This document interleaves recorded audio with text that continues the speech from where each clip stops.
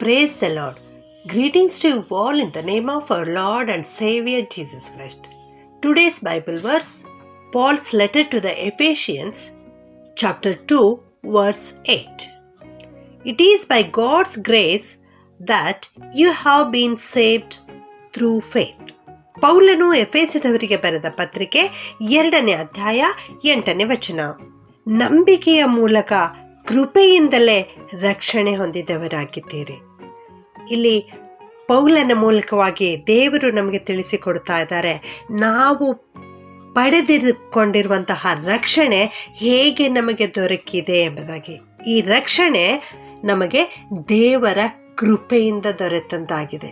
ದೇವರ ಕೃಪೆ ನಮಗೆ ಹೇಗೆ ದೊರಕಿದೆ ಅಂದರೆ, ನಾವು ದೇವರ ಮೇಲೆ ಇಟ್ಟಿರುವ ನಂಬಿಕೆಯ ಮೂಲಕವಾಗಿ. ಹೌದು ನನ್ನ ಪ್ರಿಯ ದೇವಜನರೇ, ನಾವು ಕ್ರಿಸ್ತನ ಮೇಲೆ ನಂಬಿಕೆ ಇಡುವಾಗ ಆತನು ಕೃಪಾಭರಿತನಾದ ದೇವರಾಗಿರುವುದರಿಂದ ತನ್ನ ಕೃಪೆಯಿಂದ ನಮ್ಮನ್ನು ರಕ್ಷಿಸುತ್ತಾನೆ.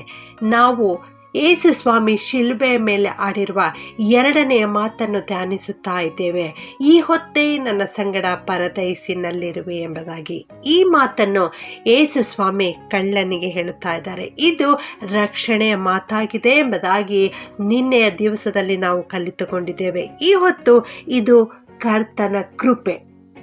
ಕರ್ತನು ಅವನಿಗೆ ಪರದೈಸಿನಲ್ಲಿರುವ ಸೌಭಾಗ್ಯವನ್ನು ಕೊಟ್ಟಿದ್ದಾರೆಂದರೆ ಅದು ಕರ್ತನ ಕೃಪೆಯೇ ಹೊರತು ಮತ್ತೊಂದಿಲ್ಲ ಪ್ರಿಯರೇ. ಅದು ಆ ಕಳ್ಳನ ಪುಣ್ಯ ಕ್ರಿಯೆಗಳಿಂದಲ್ಲ.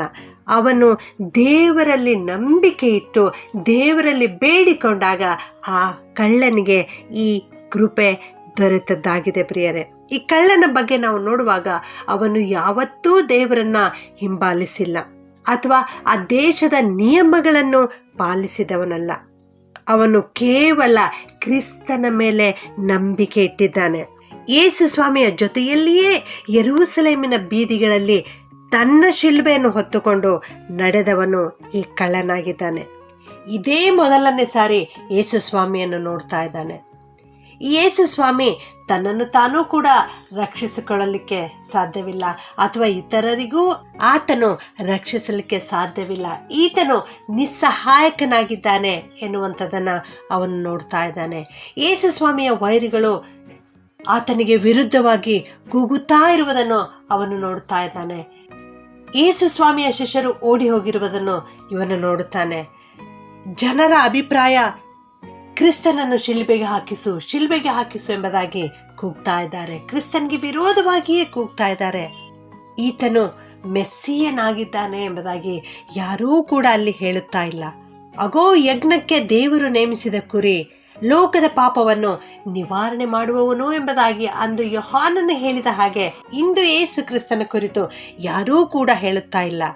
ಇಂಥ ಒಂದು ಪ್ರತಿಕೂಲ ಪರಿಸ್ಥಿತಿಯಲ್ಲಿರುವಾಗಲೂ ಕೂಡ ಅವನು ರಕ್ಷಿಸಲ್ಪಟ್ಟಿದ್ದಾನೆಂದರೆ ಅವನು ದೇವರ ಮೇಲೆ ಇಟ್ಟಿರುವ ನಂಬಿಕೆಯ ಪ್ರಿಯರೇ.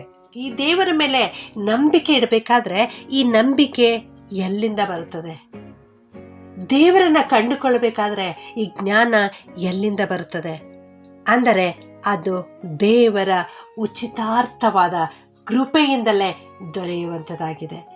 ದೇವರು ಕೊಡುವ 9 ವರಗಳಲ್ಲಿ ನಂಬಿಕೆಯ ವರವೂ ಕೂಡ ಒಂದಾಗಿದೆ ಪ್ರಿಯರೇ. ಕ್ರಿಸ್ತನ ಮೇಲೆ ನಾವು ನಂಬಿಕೆ ಇಡಬೇಕಾದ್ರೆ ಕ್ರಿಸ್ತನಿಂದ ನಮಗೆ ಉಚಿತಾರ್ಥವಾದ ಕೃಪೆ ದೊರೆಯಬೇಕು ಪ್ರಿಯರೇ. ಇಲ್ಲಿ ಯೇಸು ಸ್ವಾಮಿಯ ಕುರಿತು ಯಾರೂ ಈತನು ಮೆಸ್ಸಿಯನು ಎಂಬುದಾಗಿ ಹೇಳುತ್ತಾ ಇಲ್ಲ. ಯೇಸು ಸ್ವಾಮಿಯು ಇದು ತೀರಿತು ಎಂಬುದಾಗಿ ಇನ್ನೂ ಹೇಳಿಲ್ಲ. ಭೂಮಿಯ ಮೇಲೆ ಕತ್ತಲೆ ಇನ್ನೂ ಆವರಿಸಿಕೊಂಡಿರಲಿಲ್ಲ. ಆಲಯದ ಪರದೆ ಇಬ್ಬಾಗವಾಗಿರಲಿಲ್ಲ. ಭೂಕಂಪ ಉಂಟಾಗಿ ಬಂಡೆಗಳು ಒಡೆದು ಸಮಾಧಿಗಳು ತೆರೆಯಲ್ಪಟ್ಟು ಸತ್ತವರು ಇನ್ನೂ ಎದ್ದು ಬಂದಿಲ್ಲ. ಆ ಸೇನಾಧಿಪತಿ ಕ್ರಿಸ್ತನನ್ನು ನೋಡಿ ಈತನೇ ನಿಜವಾದ ದೇವಕುಮಾರನು ಎಂಬುದಾಗಿ ಕೂಡ ಅವನು ಹೇಳಿಲ್ಲ.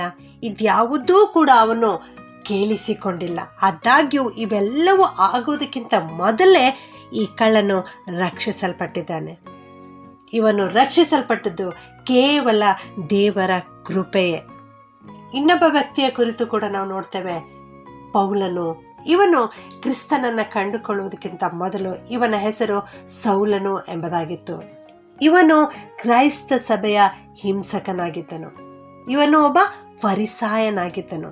ಇಂಥ ಒಬ್ಬ ವ್ಯಕ್ತಿಯನ್ನ ಕ್ರಿಸ್ತ ಯೇಸು ತನ್ನ ಪ್ರೀತಿಯಿಂದ ಸೆರೆ ಹಿಡಿದಿದ್ದಾರೆ. ಈಗ ಇವನು ಪರಿವರ್ತನೆಯಾಗಿದ್ದಾನೆ. ಇದು ದೇವರ ಉಚಿತಾರ್ಥವಾದ ಕೃಪೆಯೇ. ಆದುದರಿಂದ ನನ್ನ ಪ್ರಿಯ ದೇವಜನರೇ, ನಮ್ಮ ದೇವರು ಉಚಿತವಾಗಿ ತನ್ನ ಕೃಪೆಯನ್ನು ನಮಗೆ ಕೊಡಲಿಕ್ಕಿದ್ದಾರೆ. ಇಂದೇ ನಾವು ಕ್ರಿಸ್ತನ ಬಳಿಗೆ ಬರೋಣ, ಇಂದೇ ಕ್ರಿಸ್ತನನ್ನು ನಂಬೋಣ. ಆತನೇ ನಿಜವಾದ ರಕ್ಷಕನು, ಆತನೇ ಮೆಸ್ಸಿಯನು. ಇದನ್ನು ನಾವು ಕಂಡುಕೊಳ್ಳೋಣ. ಕ್ರಿಸ್ತನ ಕಡೆಗೆ ತಿರುಗಿಕೊಳ್ಳೋಣ, ಕ್ರಿಸ್ತನಿಗೆ ಪ್ರಾರ್ಥನೆ ಮಾಡೋಣ. ಈ ಶ್ರಮ ಮರಣದ ದಿವಸಗಳಲ್ಲಿ ಕ್ರಿಸ್ತನ ಪ್ರೀತಿಯನ್ನು ಧ್ಯಾನಿಸೋಣ, ಕಲ್ವಾರಿ ಕ್ರೂಜೆಯನ್ನು ಧ್ಯಾನಿಸೋಣ, ಪ್ರಾರ್ಥನೆ ಮಾಡಿಕೊಳ್ಳೋಣ. ಕೃಪಾಭರಿತನಾದ ನಮ್ಮ ಪರಲೋಕದ ತಂದೆಯಾದ ದೇವರೇ, ನಿನಗೆ ಸ್ತೋತ್ರ ಉಂಟಾಗಲಿ ಸ್ವಾಮಿ. ಅಪಾ, ನಿನ್ನ ಕೃಪೆಯಿಂದ ನಮ್ಮನ್ನು ರಕ್ಷಿಸಿದ್ದಿ ದೇವರೇ, ಅದಕ್ಕಾಗಿ ಸ್ತೋತ್ರ. ನಮಗೆ ರಕ್ಷಣೆಯನ್ನು ಅನುಗ್ರಹಿಸಿದ್ದಿ ತಂದೆಯೇ, ಅದಕ್ಕಾಗಿ ಸ್ತೋತ್ರ. ಇಂದು ನೀವು ಕೊಟ್ಟಿರೋ ವಾಕ್ಯಕ್ಕಾಗಿ ವಂದಿಸ್ತೇವಪ್ಪ. ಕಳ್ಳನನ್ನು ನಿನ್ನ ಕೃಪೆಯಿಂದ, ಉಚಿತಾರ್ಥವಾದ ಕೃಪೆಯಿಂದ ರಕ್ಷಿಸಿದ್ದಿ ಸ್ವಾಮಿ, ಅದಕ್ಕಾಗಿ ಸ್ತೋತ್ರ. ಅವನನ್ನು ಪರದೈಸಿನಲ್ಲಿ ಸೇರಿಸಿದ್ದಿ ದೇವರೇ, ಅದಕ್ಕಾಗಿ ನಿನಗೆ ಸ್ತೋತ್ರ. ಅಪ್ಪ, ನಾವೆಲ್ಲರೂ ಕೂಡ ಇಂದು ನಿನ್ನ ಪಾದದಲ್ಲಿ ಬರ್ತೇವೆ ಸ್ವಾಮಿ. ನಮಗಾಗಿಯೇ ನೀನು ಶಿಲ್ಬೆಯ ಮರಣವನ್ನು ಅನುಭವಿಸಿದ್ದಿ ಸ್ವಾಮಿ. ನಮ್ಮೆಲ್ಲರನ್ನ ರಕ್ಷಣೆಯ ಮಾರ್ಗದಲ್ಲಿ ನಡೆಸಿದ್ದೀರಿ ಕರ್ತನೆ, ಅದಕ್ಕಾಗಿ ಸ್ತೋತ್ರ ಕರ್ತನೆ. ಈ ವಾಕ್ಯ ಕೇಳಿಸಿಕೊಳ್ಳುತ್ತಿರುವ ಪ್ರತಿಯೊಬ್ಬೊಬ್ಬರನ್ನು ಆಶೀರ್ವಾದ ಮಾಡು. ಇವರೆಲ್ಲರನ್ನು, ಇವರ ಕುಟುಂಬವನ್ನು, ಇವರ ಮಕ್ಕಳನ್ನು ಆಶೀರ್ವಾದ ಮಾಡು ಕರ್ತನೆ. ಅಪ್ಪ, ನೀನೇ ಮಾರ್ಗವು, ಸತ್ಯವು, ಜೀವವೂ ಆಗಿದ್ದಿ ಕರ್ತನೆ, ಅದಕ್ಕಾಗಿ ಸ್ತೋತ್ರ. ನಿನ್ನನ್ನು ಬಿಟ್ಟು ನಾವು ಎಡಕ್ಕಾದರೂ ಬಲಕ್ಕಾದರೂ ತಿರುಗದಂತೆ ದೇವ, ನಿನ್ನ ಮಾರ್ಗದಲ್ಲಿಯೇ ನಡೆಯಲಿಕ್ಕೆ ಸಹಾಯ ಮಾಡು. ನಿನ್ನ ಹೆಜ್ಜೆ ಜಾಡಿಯಲ್ಲಿಯೇ ನಡೆಯಲಿಕ್ಕೆ ಸಹಾಯ ಮಾಡು. ನಿನ್ನನ್ನೇ ಹಿಂಬಾಲಿಸಲಿಕ್ಕೆ ಕೃಪೆಯನ್ನು ಅನುಗ್ರಹಿಸು. ಯೇಸುವಿನ ನಾಮದಲ್ಲಿ ಬೇಡುತ್ತೇನೆ ತಂದೆಯೇ, ಆಮೆನ್.